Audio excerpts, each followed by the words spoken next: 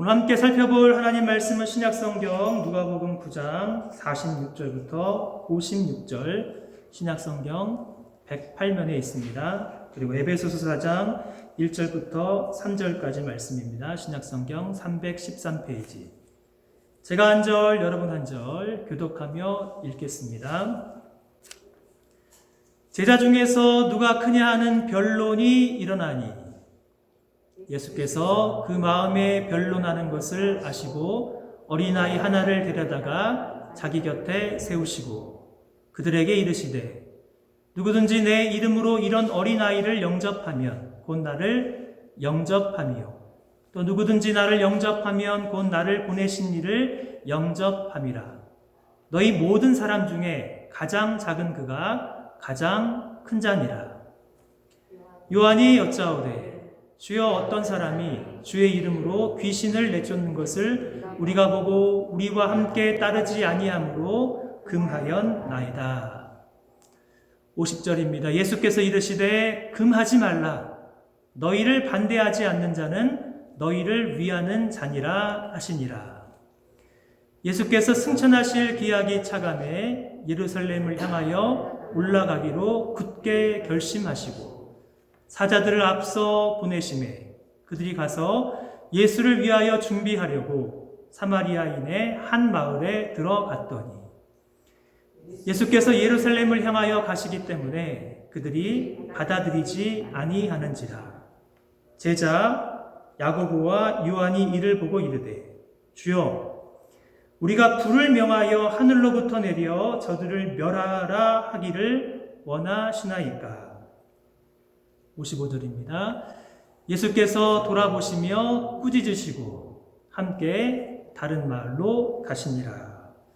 에베소 4장 1절부터 3절 같이 읽습니다. 시작. 그러므로 주 안에서 갇힌 내가 너희를 권하노니 너희가 부르심을 받은 일에 합당하게 행하여 모든 겸손과 온유로 하고 오래 참음으로 사랑 가운데서 서로 용납하고 평안에 매는 줄로 성령이 하나 되게 하신 것을 힘써 지키라.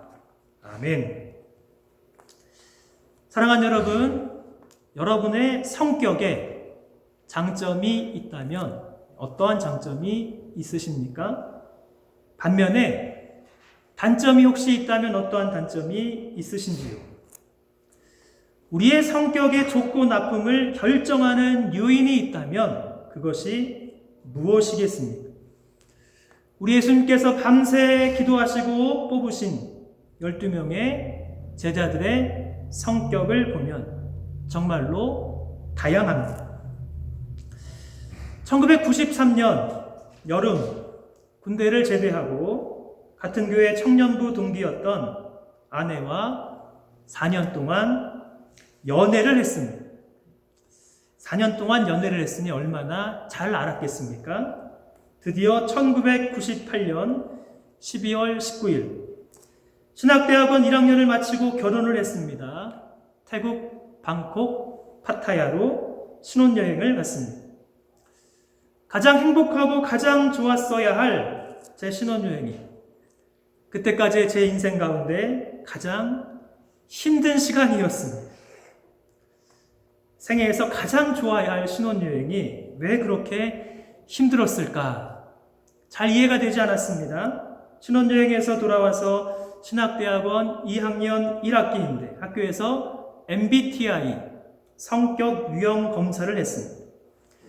성격 유형 검사를 해보니 저는 ISFP 22년이 지나서 어제 다시 검사해보니 다시 ISFP 22년 전이나 지금이나 저는 ISFP. 그때 저의 분석 결과를 가지고 집에 가서 제 아내를 살펴보니 아내는 저와는 정반대인 ENTJ. ISFP는 성인 분자형이고 ENTJ는 지도자형입니다. 저와는 정반대의 성격의 아내를 만난 것입니다. 정반대의 성격의 남편과 아내가 만나 결혼을 하니 얼마나 힘들었겠습니까? 아내와의 신혼여행이 왜 그렇게 힘이 든지 그 이유를 알게 되었습니다. 이유를 알게 되니 어떻게 합니까? 이제는 이해하려고 부단히도 서로 노력합니다. 결혼한 지 20년이 되어서 아이들을 친구 목사님 가정에 맡겨두고 이번에도 단 둘이서 여행을 떠났습니다. 똑같은 사람입니다. 똑같은 성격의 사람인데 이번에는 그리 힘들지 아니하고 서로 참 좋은 시간을 보냈습니다. MBTI 성격 유형 검사를 하고 아내와의 관계에서 도움을 받고 이 분야를 조금 더 공부를 해야겠다 마음을 먹고 애니어그램 그리고 디스크 성격 유형 검사를 체계적으로 배웠습니다. 저를 분석해 보니 MBTI에서는 ISFP, 애니어그램에서는 9번의 평화주의자, 디스크 검사에서는 안정형으로 진단이 되었습니다. ISFP, 성인 분자형, 따뜻한 감성으로 양털 안감을 놓은 오바 코트처럼 속마음이 따뜻한 사람입니다. 제 아내는 ENTJ, 나를 따르라. 타고난 지도자형입니다. 비전을 갖고 활력적으로 이끌어가는 사람의 유형입니다. 애니어그램의 평화주의자, 사람과의 갈등을 싫어하고 자신과 타인과의 관계에서 평화를 추구합니다. 디스크의 안정형, 그것도 하이 안정형. 저는 싸우기를 싫어합니다. 갈등을 싫어하고 평화를 추구합니다. 목회를 하면서 아주 가끔 부부관계가 어려운 분을 상담을 합니다. 남편이 도저히 이해가 가지 않는 아내가 있습니다. 반대로 아내는 남편이 도무지 이해가 되지 않습니다. 한 번은 심각한 이혼 위기 가운데 있는 가정에 아내도 만나고 남편도 따로 만나서 이야기도 하고 상담을 했습니다. 그리고 이번에는 두 분을 같은 자리에 두고 디스크 성격 유형 검사를 아내와 남편과 함께 진행을 했습니다. 남편은 전형적인 D형의 주도형, 아내는 전형적인 S의 안정형. D형의 주도형인 남편은 주도적인 성향으로 늘 아내를 이끌어 갑니다. 그런데 안정형 아내는 주도형 남편이 너무나도 힘이 듭니다. 안정형 성향의 아내는 하이 주도형 남편이 참으로 힘이 듭니다. 성격 유형 검사를 하고 나니 서로 그동안 왜 그렇게 대화가 힘들고 관계가 어려운지 알게 되었습니다. 그러니 이제는 서로 이해하려고 노력하기 시작합니다. 이것이 갈등 해결의 출발점입니다. 하나님 말씀 보면 사도행전 15장 36절 41절 말씀 보면 참 안타까운 상황이 그려집니다. 여기 말씀 한번 들어보십시오. 며칠 후에 바울이 바나바더러 말하되 우리가 주의 말씀을 전한 각성으로 다시 가서 형제들이 어떠한가 방문하자 하고 바나바는 마가라 하는 유한도 데리고 가고자 하나 바울은 밤빌리아에서 자기들을 떠나 함께 일하러 가지 아니한 자를 데리고 가는 것이 옳지 않다 하여 서로 심히 다투어 피차 갈라서니 바나바는 마가를 데리고 배 타고 구브로로 가고 바울은 실라를 택한 후에 형제들에게 주의 은혜의 부탁함을 받고 떠나 수리아와 길리기아로 다니며 교회들을 견고하게 하니라. 안디옥 교회의 첫 번째 사역자 바나바, 그리고 바나바가 다소로 직접 가서 불러온 안디옥 교회의 또 다른 지도자 사도 바울 사이에 큰 갈등이 생겼습니다. 갈등의 원인은 1차 전도여행에서 중도 하차한 젊은 마가를 2차 전도여행에서도 다시 데리고 갈 것인가 말 것인가, 그것입니다. 여러분 같으면 1차 전도여행에서 실패한 마가에게 한 번 더 기회를 주고 2차 전도여행, 아주 중요한 전도여행에 마가와도 같은 젊은이를 데리고 가겠습니까? 아니면 마가 같은 사람을 데리고 가면 전도 여행이 또 어려워질 수 있으니 마가를 포기하고 마가보다 더 나은 실라를 선택해서 데리고 가겠습니까? 사도행전 11장 24절 바나바를 이렇게 소개합니다. 바나바는 착한 사람이요 성령과 믿음이 충만한 사람이라. 그러나 성경을 보면 사도 바울은 단 한 번도 착하다는 소리를 들어본 적이 없습니다. 왜 그렇겠습니까? 바나바는 사람과의 관계가 더 중요한, 제가 보기에는 하이 안정형이고, 사도 바울은 사람과의 관계보다 하나님의 사역과 하나님의 일이 더 중요한 하이 D, 주도형입니다. 안정형은 선택의 순간에 일이 아닌 사람을 선택합니다. 일이 조금 늦어지고 진행이 되지 않아도 사람에게 상처를 주기 싫어합니다. 주도형은 선택의 순간에 사람이 아닌 일을 선택합니다. 그렇게 사람에게 상처를 주더라도 하나님의 일, 하나님의 사역이 더 중요하기에 일 중심으로, 사역을 중심으로 사람을 선택합니다. 사랑하는 여러분, 여러분을 한번 살펴보십시오. 여러분은 일이 더 중요합니까? 아니면 사람이 더 중요한지요?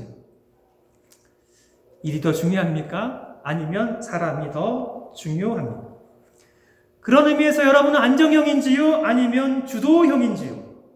내가 안정형인지 주도형인지 아주 간단하게 성격을 파악하는 행동 유형이 있습니다. 두 가지 질문을 드립니다. 첫 번째 질문. 여러분은 일이 더 중요합니까? 아니면 여러분은 사람이 더 중요합니까? 사람이 더 중요한 사람은 이 화살표를 보면 오른쪽 사람 중심입니다. 일이 더 중요하신 분들은 왼쪽 과업 중심입니다. 두 번째 질문을 드리기 전에 주도형은 사람보다는 일이 더 중요하고 일 처리가 빠릅니다. 반면에 안정형은 일보다는 사람이 더 중요하고 일 처리가 늦습니다. 두 번째 질문, 화살표의 맨 위로 가면 일 처리가 빠른지 아니면 일 처리가 늦은지 이 두 가지 질문에 따라서 인간은 기본적으로 네 가지 유형. 첫 번째는 주도형, 두 번째는 사교형, 세 번째는 안정형, 네 번째는 신중형으로 구분이 됩니다. 각각의 성격 유형에 따라서 장점과 단점이 뚜렷합니다. 주도형, 장점이 있습니다. 목표 지향적이고 도전적입니다. 결정이 빠릅니다. 경쟁적이고 조직적입니다. 단점으로는 융통성이 없고 고집이 셉니다. 그리고 세부 사항을 무시합니다. 주도형과 반대의 성향의 안정형, 협조적이고 충성스럽습니다. 친절하고 잘 들어줍니다. 변화보다 안정을 중시합니다. 단점, 우유부단합니다. 갈등을 회피합니다. 사교형, 사람 중심이며 일처리가 빠른 형이 사교형입니다. 낙관적이고 말솜씨가 좋습니다. 외향적이고 열정적입니다. 사람을 좋아하고 무대 체질입니다. 늘 마이크를 들고 사회를 보는 사람이 사교형입니다. 단점으로는 일의 끝마무리가 부족하고 변덕스럽고 의지가 약합니다. 신중형, 일처리가 느리면서도 일중심적인 사람, 사려깊고 철저하고 분석적이고 체계적이고 완벽을 추구합니다. 단점으로는 세부적인 일에 얽매입니다. 의심이 많고 비판을 잘 합니다. 이 네 가지 행동 유형 가운데 여러분은 어디에 속하시는지요?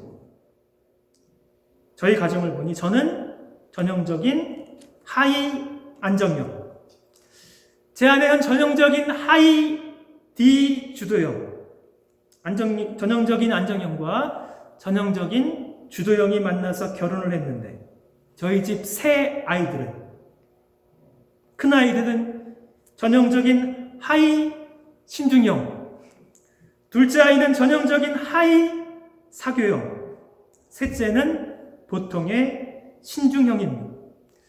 그러니 집안이 조용할 날이 없습니다. 주도형인 아내와 사교형인 둘째가 대화를 주도해 갑니다. 신중형인 첫째와 셋째는 말 많은 사교형 둘째가 마음에 들지 않습니다. 주도형인 엄마는 사교형과 신중형과 안정형을 데리고 나를 따르라 집안을 이끌어 가려고 합니다. 신중형 아이들은 엄마의 주도형, 둘째의 사교형이 피곤합니다. 옆에서 저는 아이들도 살피고 아내의 생각도 살피고 대화를 하면서 모든 사람이 합의를 해서 모든 사람이 가장 좋은 방향으로 이끌어 가려고 합니다. 사랑하는 여러분, 여러분의 가정은 어떠하신지요? 신앙의 공동체에서 일어나는 많은 갈등의 원인이 믿음의 좋고 믿음의 나쁨의 차이가 아니라 아주 많은 부분은 성격의 차이에서 발생합니다. 그토록 믿음 좋은 바나바와 그토록 믿음 좋은 사도 바울의 갈등의 원인은 믿음이 아니라 성격으로 인한 의견의 차이인 것입니다. 좋은 가정, 좋은 믿음의 공동체를 세우기 위해서 우리의 믿음이 성장해야 하지만 동시에 나의 성격이 어떠한지, 어떠한 장점과 어떠한 단점이 있는지 배우셔야 하는 것입니다. 그래서 장점은 극대화시키고 나의 단점은 보완하는 성숙한 성품의 사람으로 성장해야 하는 것입니다. 가정에서 남편과 아내가 서로 부딪히는 성격의 차이를 이해하는 것이 가정을 세우고 동시에 믿음의 공동체를 세우는 데 큰 도움이 됩니다. 그런 의미에서 10월 25일, 10월의 마지막 주일, 종교개혁 주일입니다. 작년에는 영화 루터를 중심으로 해서 종교개혁을 살펴보았다면 올해는 교회개혁의 가장 작은 단위, 우리 자신, 우리 가정을 개혁하기 위해서 예배 후에 디스크 성격 유형 검사를 하는 간단한 세미나도 진행하고 싶습니다.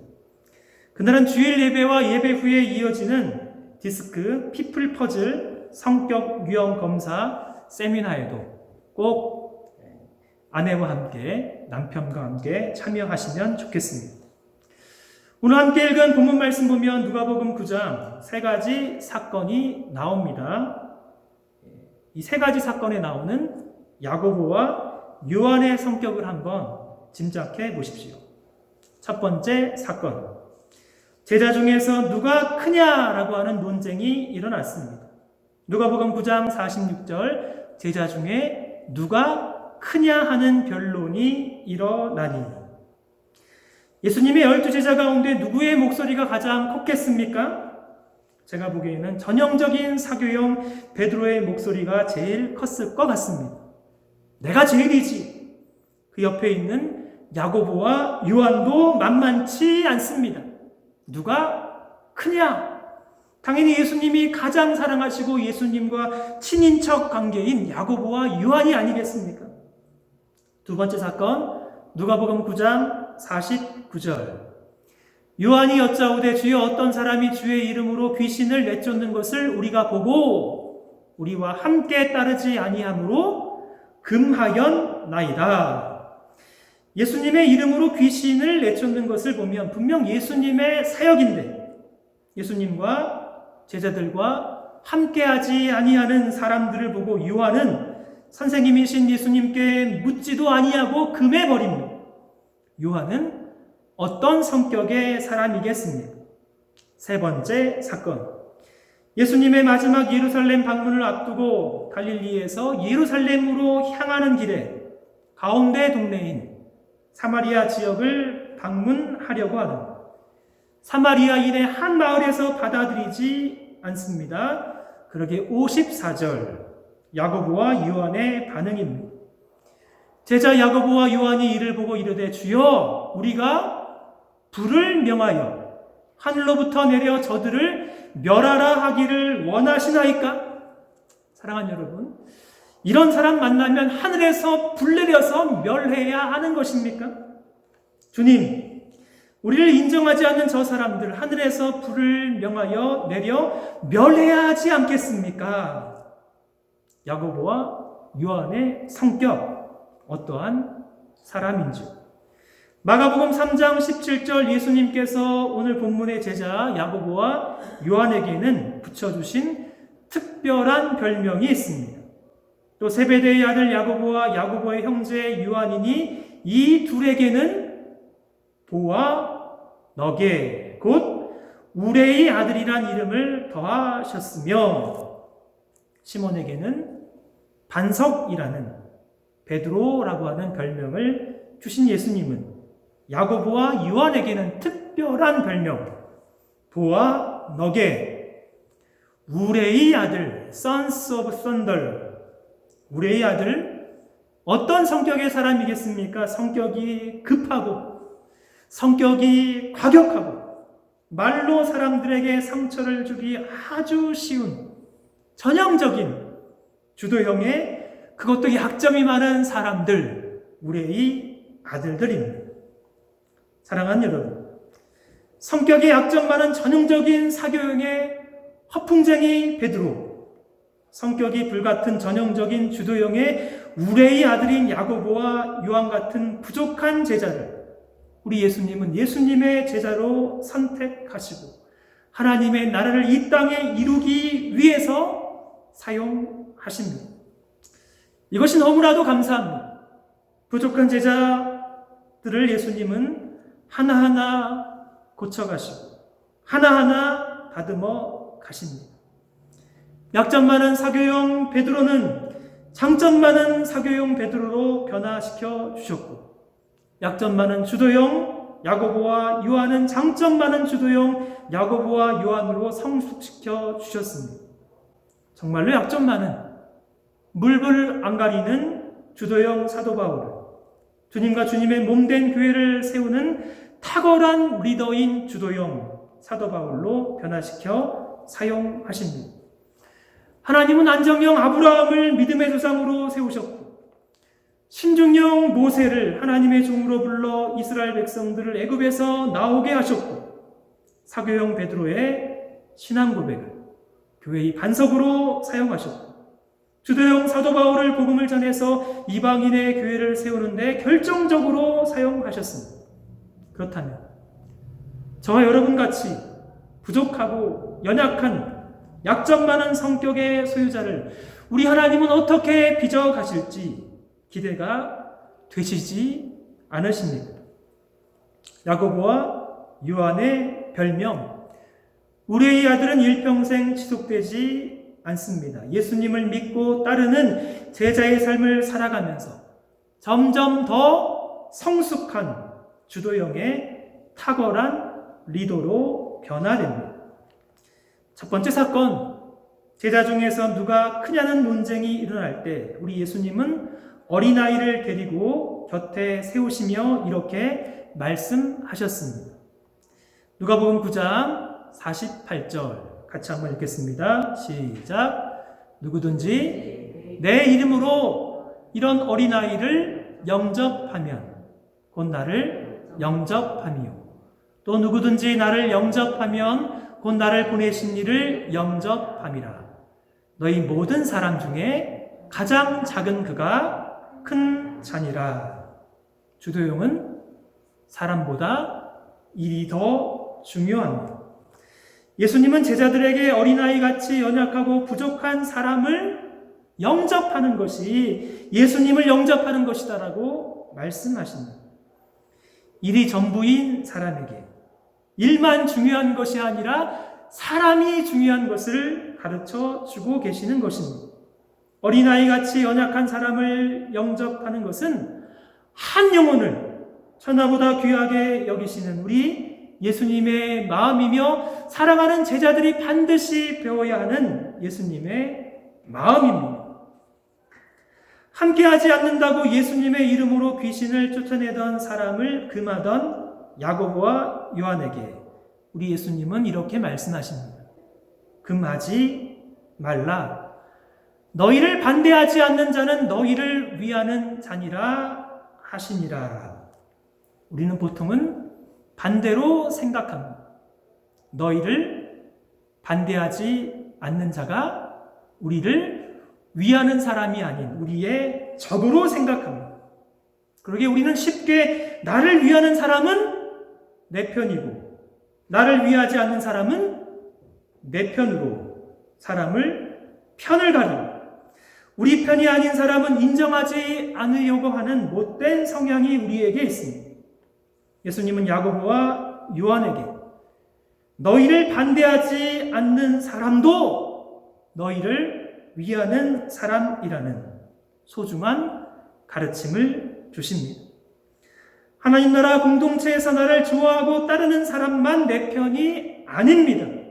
나를 좋아하지 아니하고 나를 따르지 않아도 함께 하나님 나라를 위하여 살아간다면 우리는 모두 같은 내 편이며 동시에 우리 주님의 편입니다. 주님의 편이면 원수가 아니라 내 편, 우리 편인 것입니다. 예루살렘으로 올라가는 길에 예수님과 제자들을 받아들이지 않는 사마리아인의 한 마을은 어떻게 이해해야 하겠습니까? 오랜 세월 사마리아인들은 남쪽의 유대인들에게 심한 차별을 받았습니다.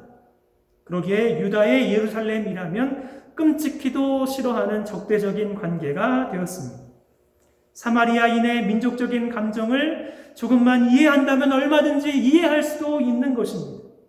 야고보와 요한처럼 하늘에서 불을 내려 저들을 멸하라 하지 않아도 우리 예수님처럼 그냥 다른 마을로 돌아갈 수도 있습니다. 그러게 예수님은 이렇게 말씀하십니다. 돌아보시며 꾸짖으시고 함께 다른 마을로 가시니라. 예수님과 부족한 야고보와 요한의 결정적인 차이가 무엇이겠습니까? 우리의 아들들을 교훈하시고 꾸짖으시는 우리 예수님의 성품은 어떠하겠습니까? 마가복음 28장 28절부터 30절 우리 예수님의 성품을 소개하고 있습니다. 수고하고 무거운 짐진 자들아 다 내게로 오라. 내가 너희를 쉬게 하리라. 나는 마음이 온유하고 겸손하니 나의 멍에를 메고 내게 배우라. 그리하면 너희 마음이 쉼을 얻으리니 이는 내 멍에는 쉽고 내 짐은 가벼움이라 하시니라. 우리 예수님의 성품은 온유와 겸손입니다. 온유와 겸손. 그러게 수고하고 무거운 짐진 자들을 다 온유하고 겸손하신 예수님은 오라 하십니다. 그리고 내게 배우라고 말씀하십니다. 무엇을 배워야 하겠습니까, 여러분? 온유와 겸손을 배워야 하는 것입니다. 온유와 겸손. 동전의 양면과도 같습니다. 온유가 내면의 성품이라면 겸손은 온유한 성품이 외면으로 나타나는 것이 겸손입니다. 온유와 겸손의 성품은 태어나면서부터 가지고 나온 성격이 아니라 우리의 연약하고 부족한 성격에 반드시 더해져야 하는 우리 예수님의 성숙한 성품입니다. 온유와 겸손으로 나와 다른 사람을 바라보면 주도형도 어린아이 같은 부족한 사람도 영접할 수가 있고 나와 함께하지 않는 사람도 인정할 수 있고 나를 영접하지 않는 사람도 이해해 줄 수가 있는 것입니다. 어떻게 하면 우리 각자의 부족한 성격의 단점을 가지고도 우리 예수님의 온유와 겸손의 성품을 배울 수 있겠습니까?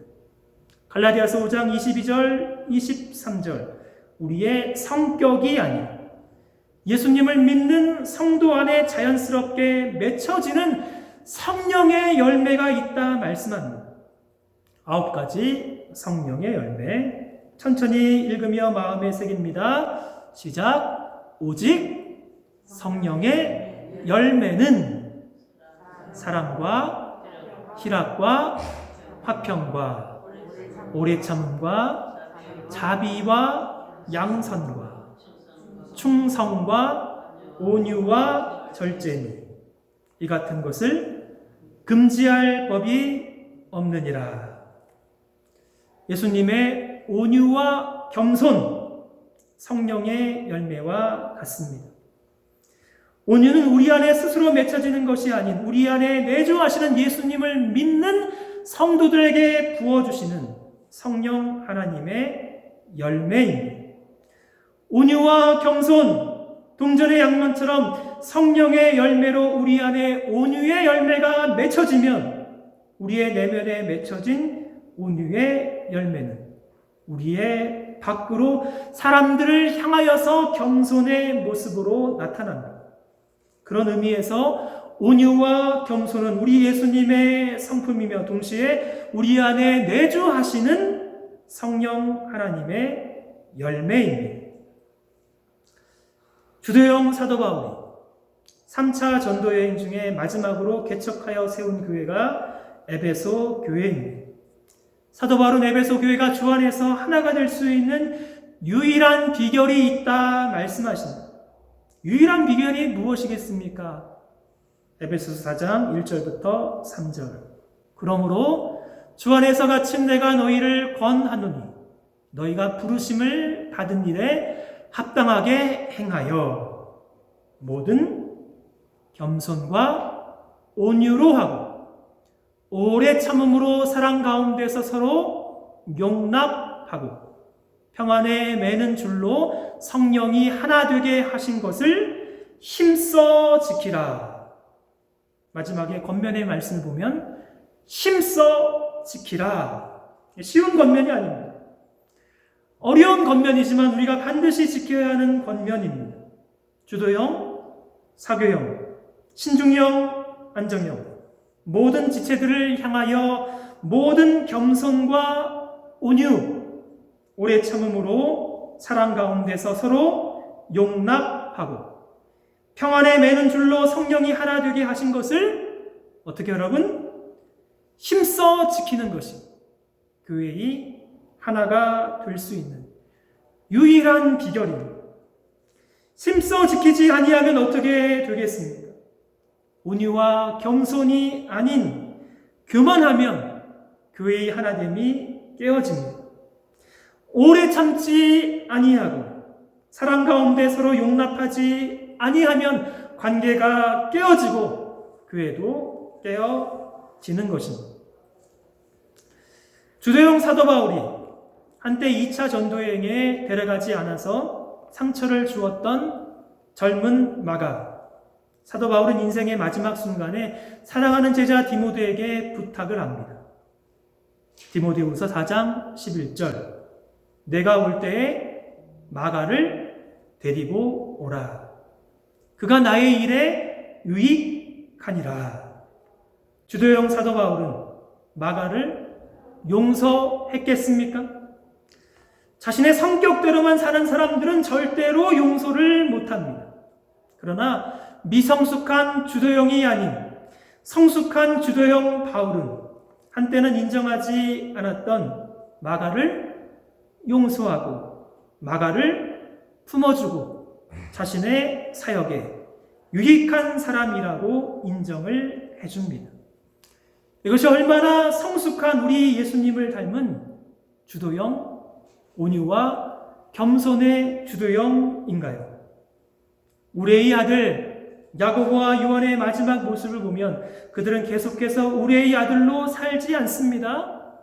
야고보 초대교회의 가장 중요한 리더십의 자리에서 겸손하게 섬기다가 12제자 가운데 가장 먼저 순교를 당합니다. 우레의 아들 사도 요한의 별명 우레의 아들에서 가장 사랑이 많은 사랑의 사도 요한으로 변합니다. 사랑의 사도 요한의 권면의 말씀은 늘 같습니다. 사랑하는 자들아, 하나님이 이같이 우리를 사랑하셨은즉 우리도 서로 사랑하는 것이 마땅하도다. 사랑하는 여러분, 여러분은 어떠한 장점과 단점이 있으십니까? 모든 사람은 다 정금 같은 장점이 있습니다. 동시에 모든 사람은 아주 부족한 단점도 있습니다. 성숙한 신앙인은 장점이 빛을 발하고 단점은 점점 더 가리워집니다. 동시에 성숙한 신앙인은 우리의 타고난 성격에 우리 예수님의 겸손과 온유, 성령 하나님의 열매인 온유와 겸손이 열매로 나타납니다. 그러기에 우리의 부족하고 연약한 성격에 온유와 겸손을 더 하십시오. 우리 예수님을 점점 더 닮아가는 예수님의 제자가 되십시오. 성령의 열매가 우리 안에 점점 더 맺혀서 하나님을 기쁘시게 하는 성도가 되십시오. 그러면 여러분의 가정도 달라지고 우리 교회의 공동체는 더 매력적인 영적인 가족 공동체가 될 것입니다. 사랑하는 여러분, 여러분을 위하여 기도합니다. 여러분이 점점 더 성숙한 예수님을 닮은 온유와 겸손의 주님의 제자가 되시기를 주님의 이름으로 축복합니다.